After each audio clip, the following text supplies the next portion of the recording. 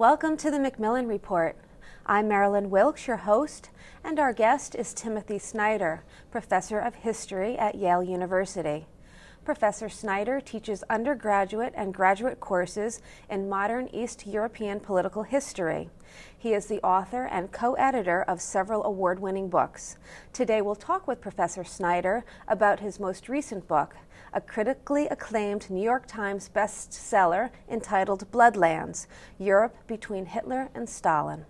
Welcome, Professor Snyder. Very glad to be here. Let's begin with an overview of your book. Tell us about it. Well, this is a book about the greatest moral and demographic catastrophe in the history of the West. It begins from the observation that in a very short period of time, between 1933 and 1945, in a relatively small part of the world, between the Baltic and Black Seas, between Berlin and Moscow, about 14 million people were deliberately murdered. So the question naturally arises, why? I look at these territories rather than looking at the places that occupied them, rather than looking at just the countries.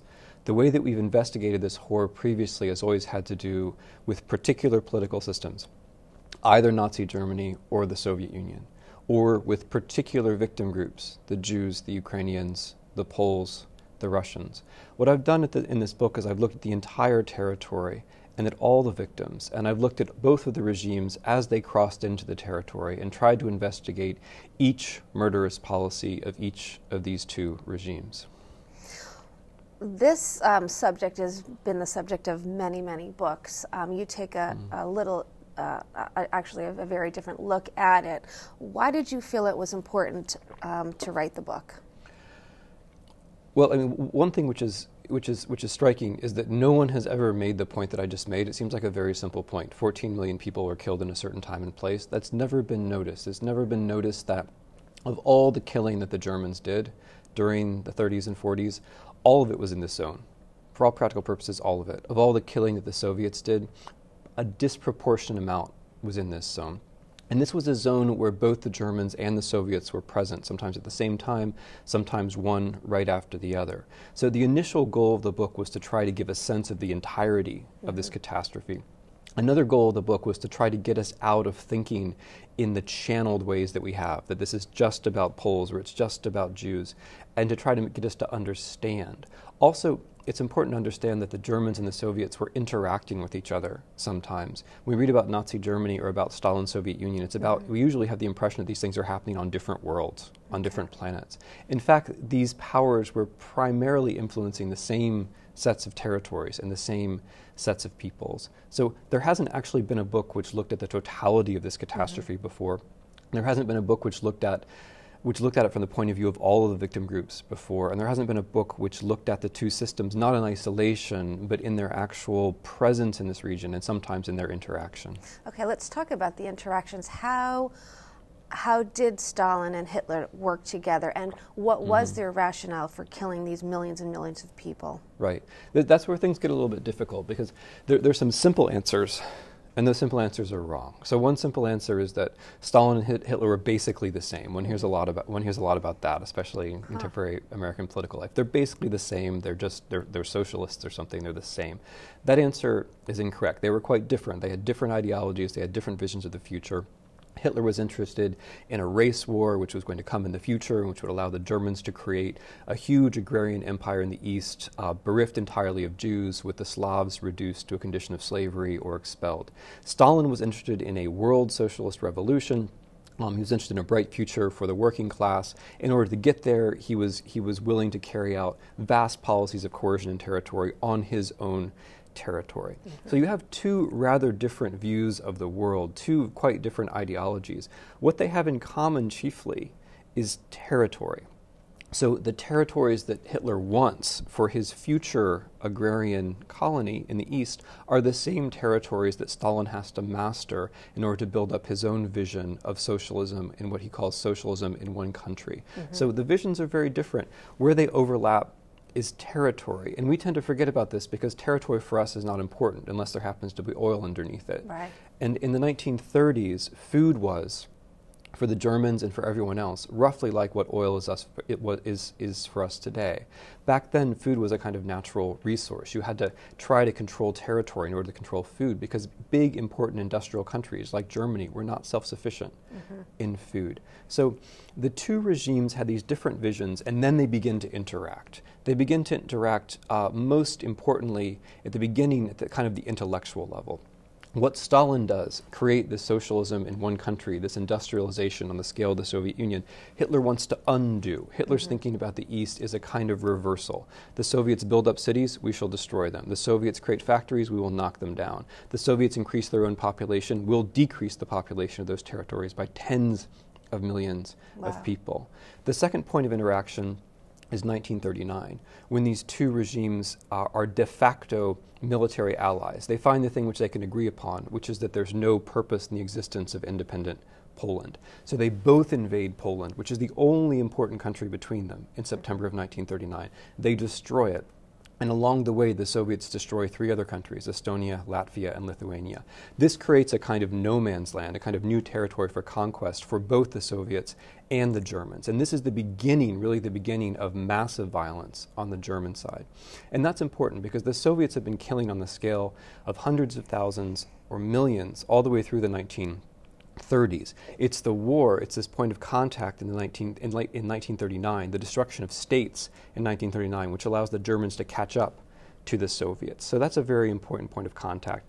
And then there's the final point of contact is 1941, when the Germans invade the Soviet Union, when they try to execute this policy of imperialism to colonize the Western Soviet Union. It doesn't work, but you still have moments of interaction. The two sides provoke each other to do things they wouldn't have ordinarily done. Conditions are worse on both sides because the two countries are at war, precisely. So in the Soviet Gulag, in the Soviet system of concentration camps, these are the years when people die in large numbers. People are in the Gulag because of Stalin, but they die in large numbers because the Germans have invaded the Soviet Union. What the Germans do in the East is a kind of mixture of what they wanted to do to the Soviet Union. They wanted to destroy the state, starve tens of millions of people, eliminate the Jews somehow, they weren't quite sure how yet, even as late as summer 1941, and build up their own colony. What they were able to do was kill Jews where they lived. And so this colonization project in the Soviet Union becomes the mass murder that we then understand as the Holocaust. Right. And, you know, that is very interesting because for instance, when I think of this time period, I do think of the Holocaust and Jews in particular, and you know, Anne Frank hiding. But the thing that struck me in your book, you write, during the years that both Stalin and Hitler were in power, more people were killed in Ukraine than anywhere else in the Bloodlands or in Europe or in the world. So my question is, why don't Westerners, why don't we really understand that, because it was a surprise to me, and why, you know, how do you explain that? Yeah, the sad truth is that our image of the Holocaust and of German killing and the whole tragedy is complete. We have an image of the Holocaust. We think we understand the Holocaust, but it's actually a very small fraction of what happened. Anne Frank was a German Jew. German Jews were, in general, bourgeois, middle-class people like you and me, people who might have known people in other countries, people who often escaped. About half of the German Jews actually survived. Anne Frank didn't, but she represented this group which was exceptional in fact, but which we take as typical. Why are they exceptional? Because the German Jews are such a small percentage of Holocaust victims. In 1939, only about 1/4% of the German population is of Jewish origin. The Jews live in places like Poland, where there are 3.5 million almost. They live in the Soviet Union, where there are even more. They live in Hungary. They live in the Baltic states. These are the real populations of Jews. These are the serious historical homelands of European Jews. So the Holocaust is not primarily a tragedy that strikes German Jews, although the tragedy of German Jews is horrible. It's primarily a tragedy that strikes the Jews of Eastern Europe. And so in order to understand the Holocaust, one has to get beyond the image that we have of people going on long train trips to camps and then being killed. That was exceptional. What generally happened was that people were shot. About 2.5 million people were shot very close to where they lived in the occupied Soviet Union, or they were gassed in facilities in Poland, which were also generally not terribly far away from where they lived. What we have is the outer edges of the Holocaust, and we've confused it with the whole thing. Mm-hmm. And I found that very fascinating because it's a whole new way to look at that period of time. Yeah, you ask why. I mean, a lot of it has to do with what's familiar to us. Mm-hmm. I think Anne Frank is a much more, I mean, I read that when I was her age, right, when she died. That's an accessible book for everyone. Much less accessible for us, I think, are the experiences of Yiddish-speaking Polish Jews or Russian-speaking Soviet Jews, people who are further away perhaps culturally, but also those lands fell behind the Iron Curtain. There's a strange way in which the memory of what the Germans do is cut off by the Cold War. The one way to think about where the Bloodlands are is that they're east of what used to be the Iron Curtain. The Iron Curtain falls at the western border of the Bloodlands right after the war. Mm-hmm. And so the very places where the Germans killed, not just where the Soviets killed, but the places where the Germans killed, fall out of view. They fall into the shadow of the Iron Curtain. They become abstract. And when we built up in the 50s, 60s, 70s, and 80s an image of German killing, it tended to be based upon things in the West, like Anne Frank, for example, in hiding in the Netherlands, rather than on the East, which is my subject. I'm an East European historian. That's why I could write a book like this. That's why I felt I had to write a book like this. Okay. Let's talk about your methodology. How did you do the research for the book? Well, the first thing, I keep returning to this, but the first thing which is different about this book is that it focuses on territory. It's not a history of Hitler or a history of Stalin. It's not just a history of the Soviet Union or of Nazi Germany. It's not just a history of Estonia, Latvia, Lithuania, Belarus, Ukraine, Poland, and Russia, which are the countries concerned. It's not just a history of the Jews or the Poles or the Ukrainians or any people. It is instead a history of everyone who lives on a certain territory as they are affected by these two murderous regimes. That seems very simple, but when you do that, you're able to keep all of the victims in view. You're able to make your subject humanity rather than this person or this group or that group. Mm-hmm. Now it matters who people are. It matters to which group they belong, but if your subject is everyone, that gives you an entirely different view than if your subject is one person or one group. Also, you get to see the regimes, I think, in a more interesting light. Normally, books like this jump back and forth in a way which is kind of induces intellectual jet lag from Moscow to Berlin, one chapter Moscow, the next chapter Berlin. By keeping my eyes, or the reader's eyes, on these territories, I see both Moscow and Berlin as they are in action.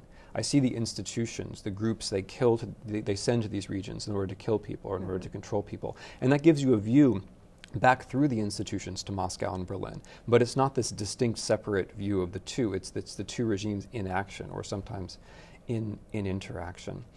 I then follow all of the policies that emerge, whether they're from the Soviet side or whether from the German side. It's all the same to me. Whether the two sides are interacting, which they sometimes do, or whether they're not, that's also all the same to me. I'm just trying to observe and note what each of the policies are. So what does that require? Well, I've spent an awful lot of time in East European archives, and some of the work on particular policies does come from my own archival work. But a lot of it comes from taking the research of historians from Israel or Germany or Russia or Ukraine or Poland, whatever it might be, and putting it together and trying to show trying to give a more complete picture of each of the killing policies, whether it's the famine in Ukraine or 1933 or whether it's the Holocaust from 1941 to 1945, but also trying to show how these policies fit together, as sometimes they did. So this means using an awful lot of languages. It also means opening oneself up to a lot of different and often very competitive discourses about what happened back then, in the hope of fulfilling the promise of all history, which is that you can tell one sensible story which brings in every perspective and which is faithful to the facts. Okay. And in doing the research, did you come across anything that really surprised you? What was the most surprising thing in writing the book? Things surprise me all the time. That's what I would say. Things. I mean, the book surprises people. One of you mentioned one of the things which surprised you. Yeah, many people have said things to me about this book before they've read it, to the effect that, oh, I know what your book is going to be about. No one has ever said that to me after reading the book. That is, no one has ever said, this book was about what I thought it was going to be about, or this book said what I thought it was going to be said. What I thought I was going to say. And the reason for that is that so much of what we think is actually so constrained and so limited by the national or by the ideological perspectives. So I was surprised all of the time, and I tried to make what surprised me seem natural and plausible to readers, because I think in order to rescue this, in order to understand this, we have to have a completely different perspective from the perspectives that we have. So my research was continual surprise, and if it weren't for that sense of surprise, I wouldn't have felt that I had to write the book. One reason why I felt I had to write the book was that the scale of the tragedy is just so great. Another reason I felt I had to write the book was because I thought that only an East Europeanist would be able to do something like this. I think the Russianists and the Germanists have told us things that are very important. Historians of Jewish life have told us things that are very important. But only an East Europeanist is going to be able to bring all these different territories into the picture and mediate, as it were, among all of these different perspectives.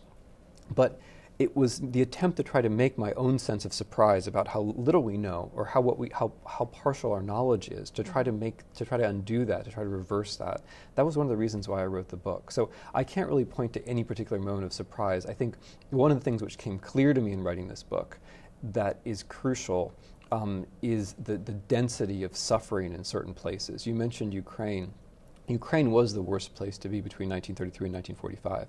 The worst place to be in the Second World War, 41 to 45, 39 to 45, was Belarus. And no one knows that. I think that might be something which I figured out early on, which continues to surprise people. The places, our images of the war turn out to be totally inadequate to the actual suffering.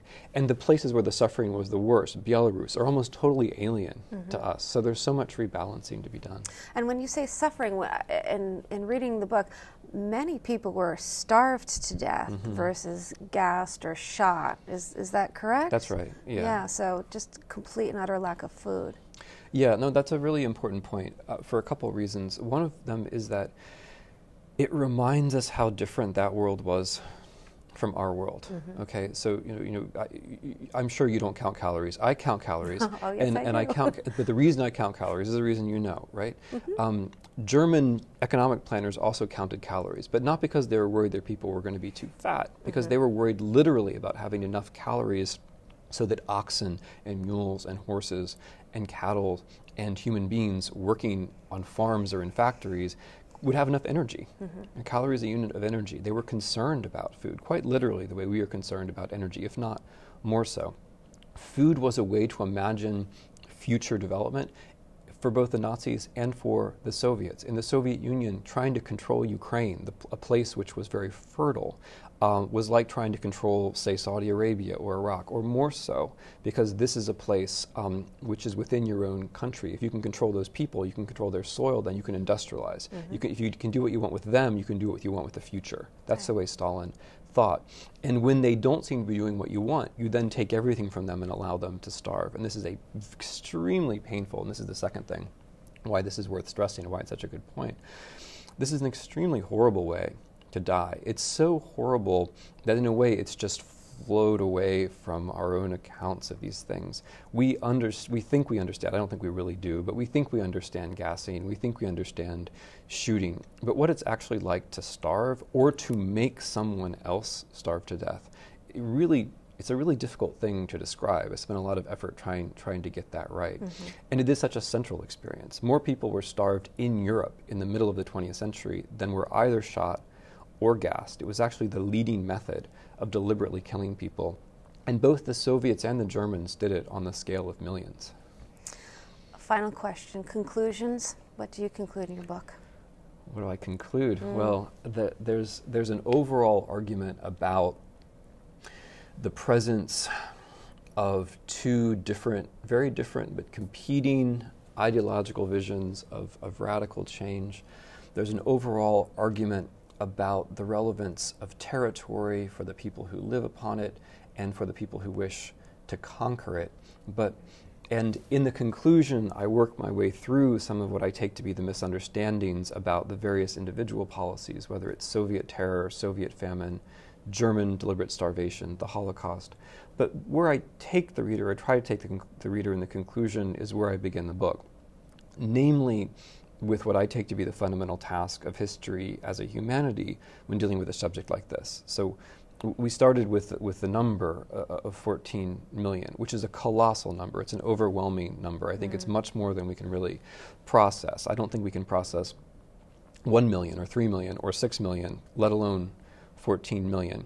And that 14 million is a kind of inheritance. It's what we have from National Socialism. It's what we have from Stalinism. It's what we have from Hitler and Stalin. It's what we have from this experience. But the experience is so horrifying that we don't have a way of getting into it. So where I return to in the conclusion is the method, not of beginning from these huge numbers, but from beginning from trying to break the big numbers down into smaller numbers.